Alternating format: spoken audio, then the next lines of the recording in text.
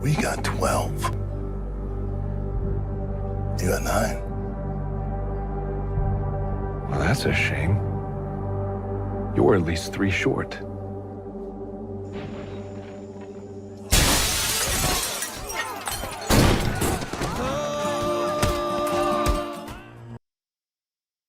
Episode 1. ATM. In the skies above Manhattan, New York, Calvin Franz is dropped from a helicopter, and he plunges into a free fall that ends when he crashes into a tree branch, followed by the snowy ground, resulting in his untimely death. Over 2 years after the events in Margrave, Jack Reacher receives a distress message from Francis Neely, his trusted friend who served with him in the 110th Special Investigations Unit. During their short conversation on the phone, Neely informs Reacher about Franz's death, prompting him to immediately decide to travel to New York. On his flight, Reacher reminisces about his time as a major in the military police, recalling how he requested that Franz join his team when he recognized that Franz's well-reasoned and calm demeanor could unite his newly formed disorderly squad. During his meeting with Neely, they identify through blood work and autopsy that Franz was actually tortured before he was thrown from the helicopter, and realizing that they need to investigate this, Reacher decides to call on the rest of the 110th. Unfortunately, Neely reveals that she was unable to reach any of them, and one of them in particular, Stanley Lowry, was actually killed in a car accident 2 years prior. Upon returning to their hotel room, Neely and Reacher find it in a state of disarray, and with their guns drawn, they cautiously enter, only to find David O'Donnell, another member of the 110th, inside. A tense moment ensues as they almost engage in a fight, but O'Donnell assures them that he's not the one who trashed their room. Instead, he found it in this condition. Having found a flash drive earlier in Franz's office that was seemingly hidden by Franz for the remaining members of the 110th to find, they examine its contents and uncover a list of names, all starting with the initials AM. This discovery leads them to suspect that someone with these initials might have been involved in Franz's murder. Upon arriving in Los Angeles at the international airport, a man using the name Adrian Mount goes through security. After being cleared, he heads to a restroom stall and burns his passport. Later, wanting a replacement, he meets with a counterfeiter who gives him a new passport, also with the initials AM. But seemingly not wanting anyone to know his real identity, AM coldly slices the counterfeiter's throat and then stabs his bodyguard in the stomach. As the team breaks into the house of another comrade from the 110th, Tony Swan, they are greeted with a foul smell and the sight of a dead dog. Knowing Swan's love for animals, Reacher immediately concludes that Swan must be dead, as he would never let his dog die of thirst. Episode 2. What happens in Atlantic City. Exiting Swan's house, Reacher notices that they're being tailed, leading him to take initiative and confront their pursuer.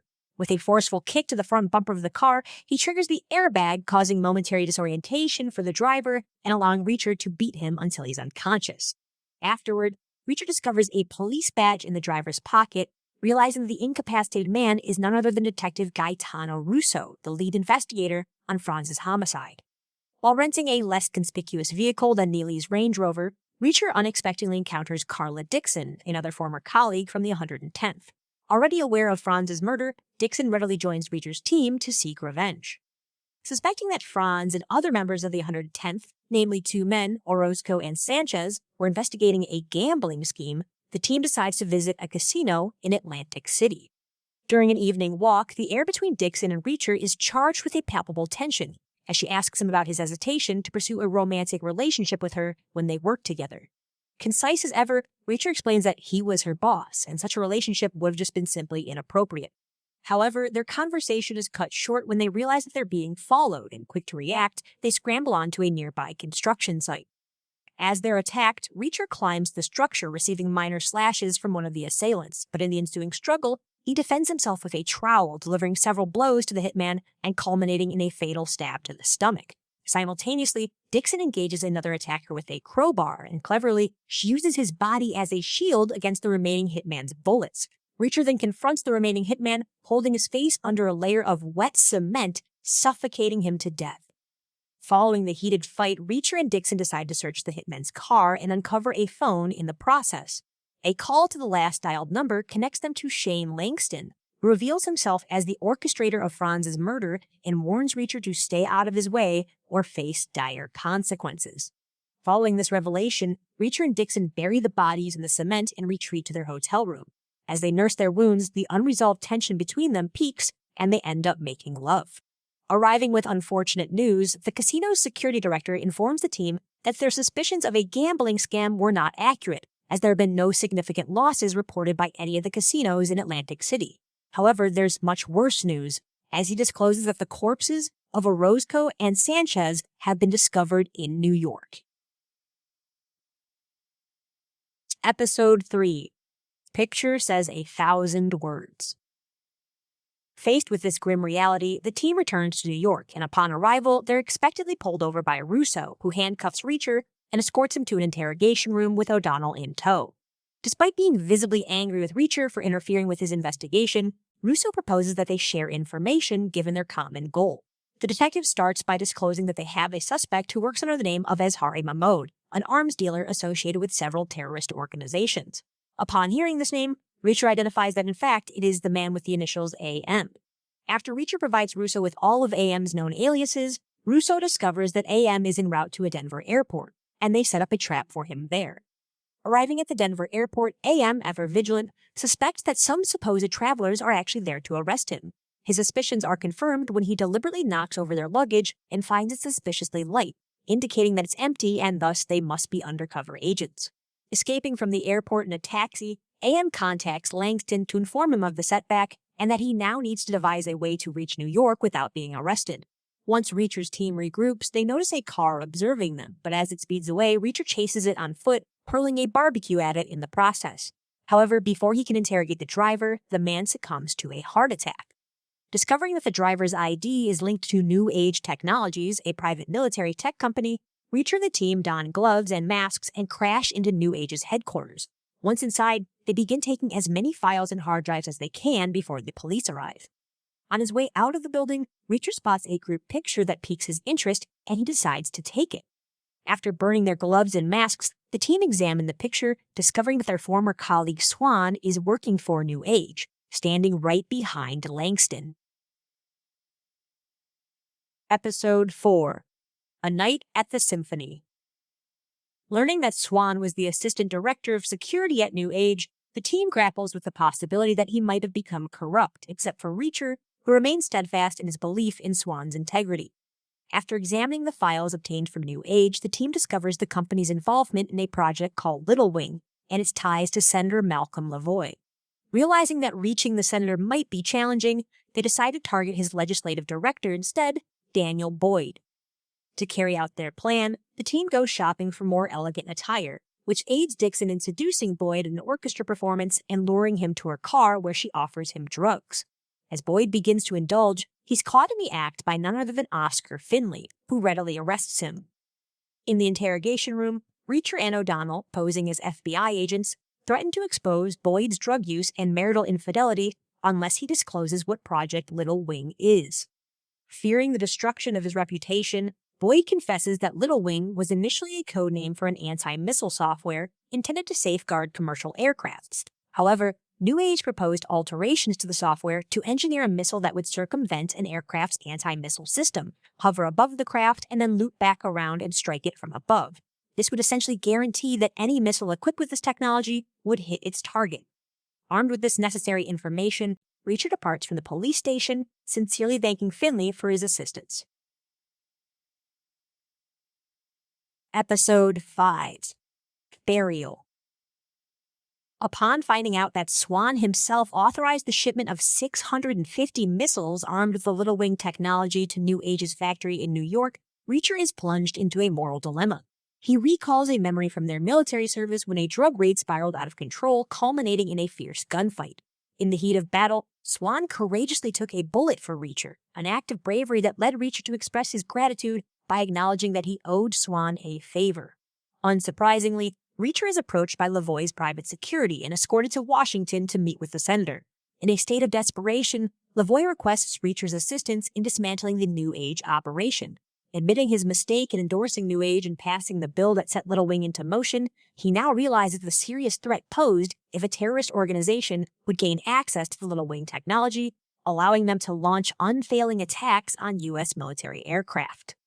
With Franz's body finally released from the coroner's office, the team attends his military funeral to pay their respects. As the 21-gun salute echoes through the air, they're startled to find themselves under fire from contract snipers, triggering a shootout between Reacher's team and the assassins. The team seeks refuge behind tombstones, and Neely's remarkable aim eliminates one of the snipers. As the surviving sniper attempts to escape, he is pursued by Reacher and Russo, leading to a car chase that concludes with them colliding into the hitman's car. Upon questioning him, the hitman discloses that he was employed over the phone by Swan and was scheduled to rendezvous with him in a building at nightfall to collect his payment. Determined to expose the truth of Swan's involvement in the operation, Reacher and Neely accompany the hitman to the building, intending to pretend that everything went according to plan and collect the payment from Swan. The mystery remains unsolved, however, as the moment the hitman steps into the building, the whole place erupts in a huge explosion. Episode 6. New York's Finest. Once the fire is put out, Russo informs the team that no bodies were found except for the hitman that they'd sent in, indicating that Swan was not present. In their quest for answers, the team tracks down and confronts Marlo Burns, New Age's director of operations. Seemingly unaware of Langston's criminal activities, Marlo explains that she fears for her and her daughter's lives, as Langston has threatened them if she interferes with his operations. Marlo then provides the team with a definitive answer, stating that Swan is not involved in the operations, but is in fact working against Langston to stop Little Wing. She asserts that anyone who knows Swan would know that he would never succumb to corruption. This revelation relieves Reacher and prompts him to give a snarky look to the rest of the team, forever suspecting Swan of dishonesty. Continuing, Marlo also discloses that Langston currently has Swan in captivity and is forcing him to sign off on all their illicit deals, making him the scapegoat if things go south.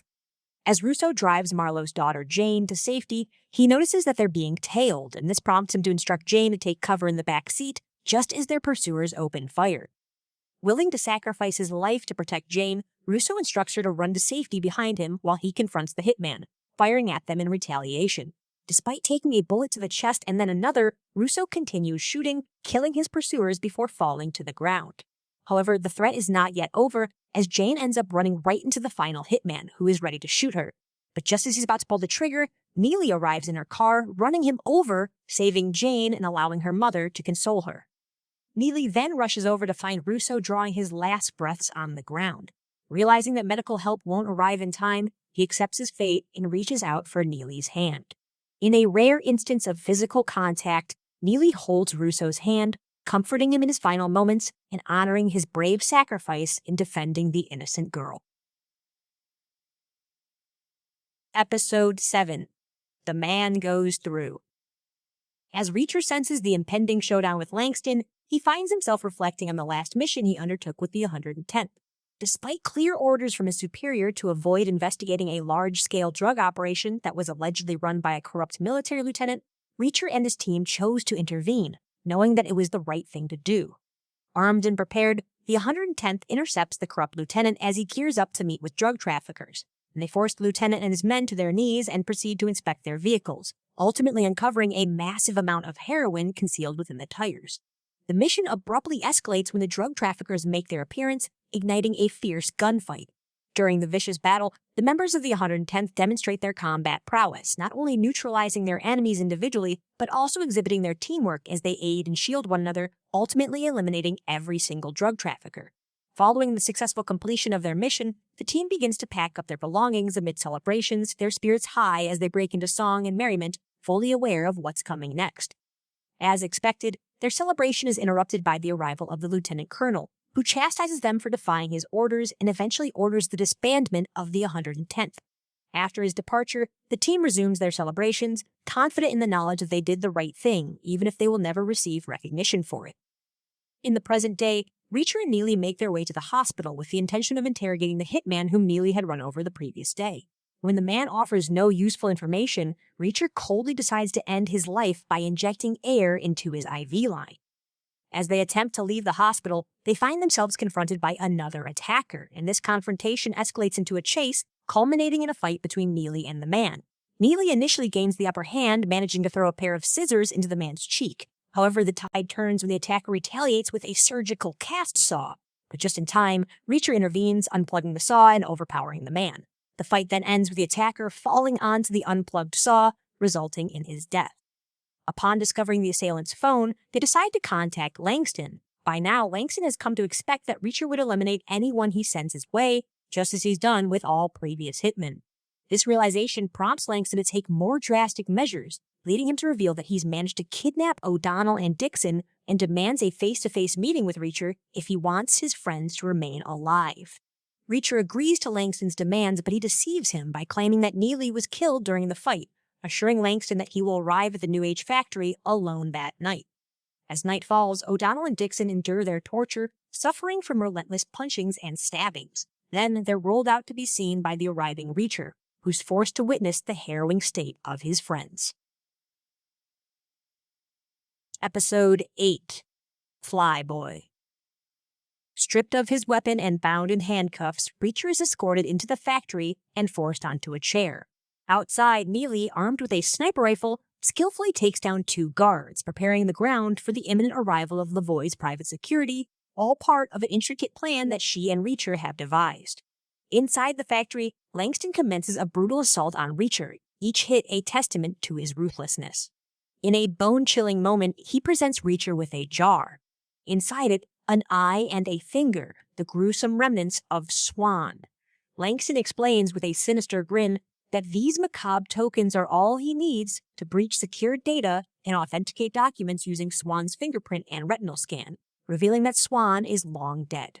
From her vantage point, Neely watches on as Lavoie's guards parachute from a plane, and simultaneously, she observes Dixon and O'Donnell being loaded onto a helicopter, seemingly destined for their demise. As Lavoie's guards breach the building, Reacher, having freed himself from the handcuffs using a hidden nail, evades the gunfire and eliminates Langston's men one by one. Neely then joins him, providing covering fire as he dashes to the helicopter, managing to cling onto its tire as it ascends. As Langston opens up the cargo door to eject Dixon, her stretcher begins to roll down, but thankfully Reacher has made his way onto the helicopter and manages to hold onto the stretcher, preventing it from plummeting but leaving Dixon suspended in mid-air. Despite Langston's relentless kicks, Reacher, demonstrating his formidable strength, remains unyielding. Eventually, Dixon manages to free herself, scrambles back into the helicopter, and kills Langston's last man, seizing control of the aircraft in the process. Now at their mercy, a terrified Langston pleads with Reacher, promising to disclose AM's identity. Unmoved by Langston's desperate pleas, Reacher drops him from the helicopter, realizing that the pilot knows the location of their meeting with AM. At the house of the New Age's lead engineer, AM arrives only to be met by Reacher and the team. Despite AM's attempts to persuade them with a calm and confident justification for his actions, Reacher, uninterested in his explanations, interrupts him with a sudden gunshot to the abdomen, prompting the entire team to open fire. Initially, the team seemingly allow Langston's engineer and pilot to escape in the helicopter. However, they then decide to test the effectiveness of Little Wing. Once Neely fires a missile at the copter, the team watches as it bypasses the craft, circles back, and strikes from above, proving that the deadly project was real all along.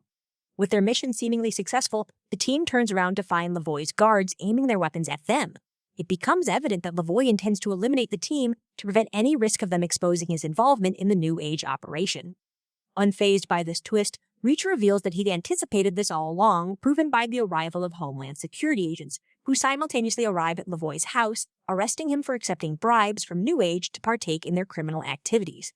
Having secured the $65 million worth of bearer bonds that AM was planning on paying in exchanging for the missiles, the team entrusts the money to Reacher, as they realize that he's the only one among them who's not corrupted by materialistic desires.